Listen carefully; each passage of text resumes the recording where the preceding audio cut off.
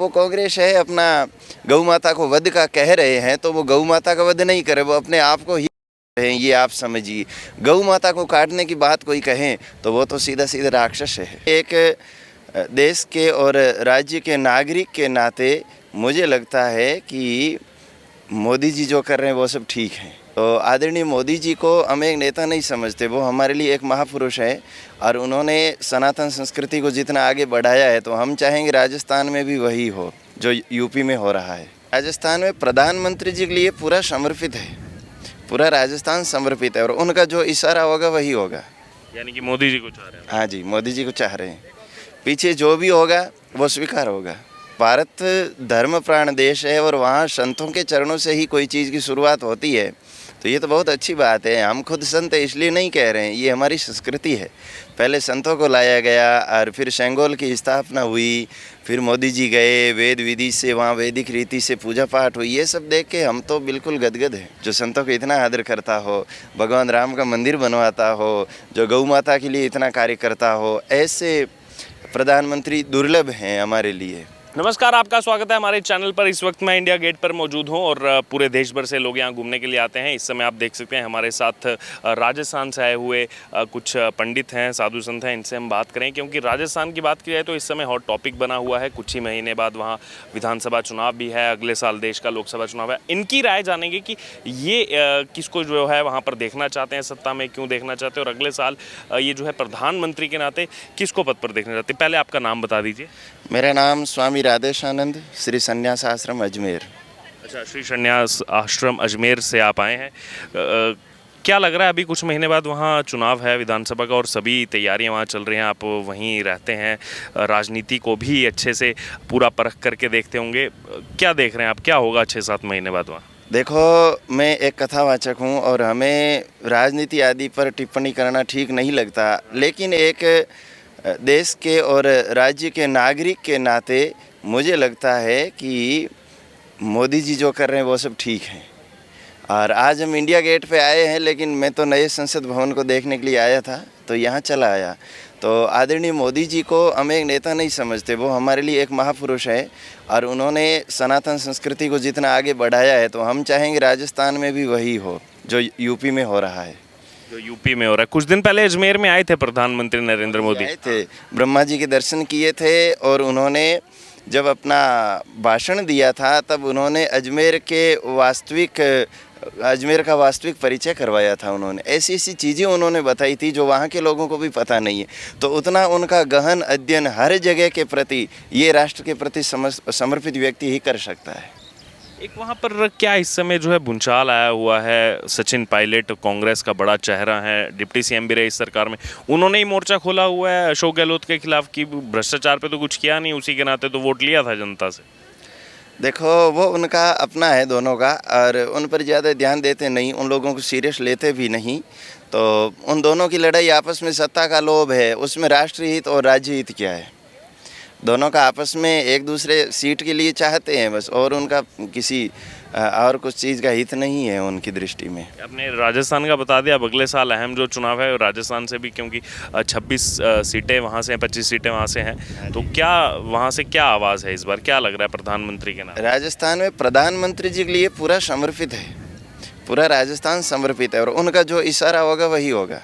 यानी कि मोदी जी को चाह रहे हैं। हाँ जी, मोदी जी को चाह रहे हैं, पीछे जो भी होगा वो स्वीकार होगा। अच्छा, एक मैं आपसे कमेंट ये लेना चाहता हूँ, क्योंकि आपने जिक्र किया आप नई संसद भवन जो सामने बनी है वो देखने के लिए आए थे और इंडिया गेट भी आए घूमने के लिए। आपको याद होगा जिस दिन नई संसद का उद्घाटन हुआ तो तमिलनाडु के तंजौर से साधु संतों को बुलाया गया था जिन्होंने सेंगोल दिया था। सेंगोल पर बहुत ज़्यादा डिबेट हुई थी, उस पर मैं बाद में आऊँगा। उससे पहले अभी ताज़ा जो इसको लेकर के अभी इस समय राजनीति चल रही है, शरद पवार को आप जानते होंगे, एनसीपी के बड़े पुराने नेता हैं, उन्होंने कहा है कि ये साधु संतों को बुलाने की क्या ज़रूरत थी, भगवाधारियों को क्यों बुलाया गया, जिनको चुना गया उनको बुलाना चाहिए था।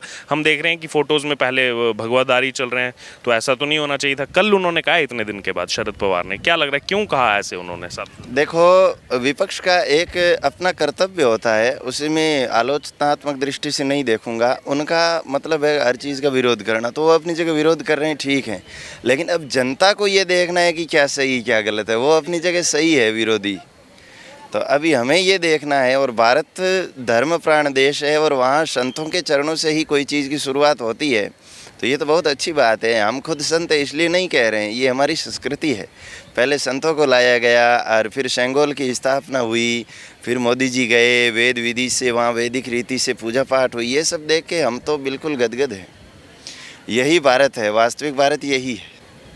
बस अब कुछ दिन में जो है राम मंदिर का भी जो है वो भक्तों के लिए खुल जाएगा, और अभी अपडेट आया कि 7 दिन तक प्राण प्रतिष्ठा का कार्यक्रम उसका चलेगा। खुद पीएम नरेंद्र मोदी उसमें पहुंचेंगे।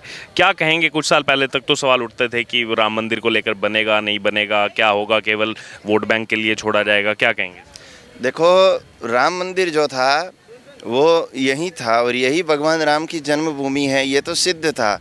लेकिन ऐसा कोई साहसी राजनेता नहीं था जो ये कदम उठा सके, क्योंकि सभी नेताओं को यही लगता था यदि हमने एक हिंदू समाज की सहायता की तो क्या पता हमारी सरकार चली जाए, ऐसा कुछ भी हो जाए। वो डर रहे थे। लेकिन मोदी जी ने अपने स्वार्थ को परे रख करके, एक हिंदू होने के नाते उन्होंने अपना धर्म निभाया और भगवान राम के मंदिर को वो बना रहे हैं। तो निश्चित प्रभु राम की कृपा उन पर सदा रहेगी।